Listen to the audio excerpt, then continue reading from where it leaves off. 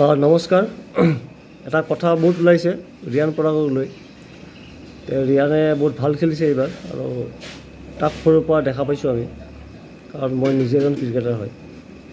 তো সি এটা লেভেল পাইছে, এটা ছাকচেছ পাইছে, আৰু তাক লৈ যিবোৰ কথা ওলাই আছে সেইবোৰ হ'ব নাপায়।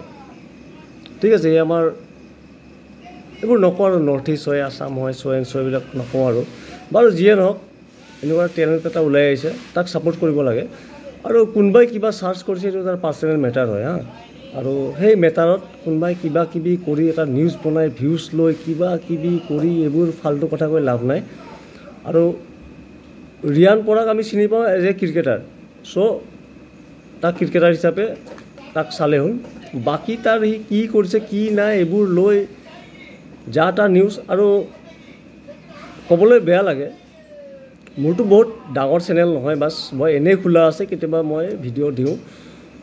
তো এইটো কথা ক'লোঁ, কোনোবাই চালেও চালে, নাচালেও নাই, কিন্তু মেছেজটো পাব লাগে যে ৰিয়ানে খেলি আছে, তাৰ খেলটো আপোনালোকে কোনফালৰ পৰা সি আৰু আপাৰ লেভেল যাব পাৰে সেইফালে ছাপোৰ্ট কৰক। আৰু আছাম মিডিয়া এণ্ড বহুত আমাৰ ডাঙৰ ডাঙৰ ইউটিউবাৰ আছে অসমত। আজি অসমৰ ল'ৰা এটা ছাকচেছ হৈছে, তাৰ কাৰণে বহুত কথা ওলাইছে। তো আছাম মিডিয়াই কিহৰ কাৰণে এইটো একো কথা কোৱা নাই, আৰু কোনো ইউটিউবাৰে কিহৰ কাৰণে এইটো কথাত কোনো ধৰণৰ তাক ছাপোৰ্ট কৰি ভিডিঅ' বনোৱা নাই। আপোনালোকে কৰক, তাক ছাপোৰ্ট কৰক, সি আগুৱাই যাওক, সি খেলক। অকল ৰিয়ান নহয়, আৰু ৰিয়ান ওলাই আহিলে চাওক, অকল ৰিয়ানক ভাল পায় বেয়া পায় এইবোৰ লাভ নাই। নেক্সট জেনেৰেশ্যন আৰু ওলাব, আৰু সৰু ল'ৰা আৰু খেলি ওলাব। আমাৰ আছামৰ পৰা ভাল ভাল ক্ৰিকেটাৰ ওলাব, আমি বিশ্বাস কৰোঁ।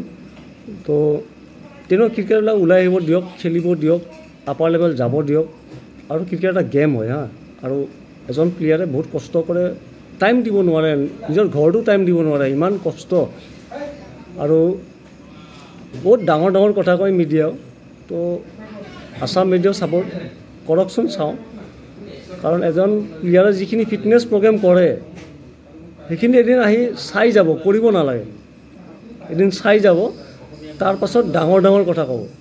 ঠিক আছে। আৰু আপোনালোকে বহুত GT নিউজ দিয়ে, অমুকৰ ঘৈণীয়েক পলাই গ'ল অমুকৰ লগত হা, এই মিডিয়াক কৈছোঁ। তো এই সময়ত সৰু ল'ৰা ৰিয়ান, তো ৰিয়ানক ছাপোৰ্ট কৰক। তো এই ফাল্টু নিউজবিলাক কৰাতকৈ ৰিয়ানক ছাপোৰ্ট কৰক। আৰু ক'ৰ কি চাৰ্চ কৰিছে কি কৰিছে তাৰ পাৰ্চনেল লাইফত খুচৰি লাভ নাই। তাৰ পাৰ্চনেল লাইফ, সি যি কৰে তাৰ ইচ্ছা। অন ফিল্ড ৰিয়ানে কি কৰে সেইটো ডাঙৰ কথা। ঠিক আছে, ৰিয়ান ছাকচেছ হওক, আমাৰ ভাল লাগিব। আৰু ৰিয়ানক দেখি নেক্সট জেনেৰেশ্যন আৰু ওপৰলৈ উঠি আহক, সেইটো আমি বিচাৰোঁ। ঠিক আছে, থেংক ইউ।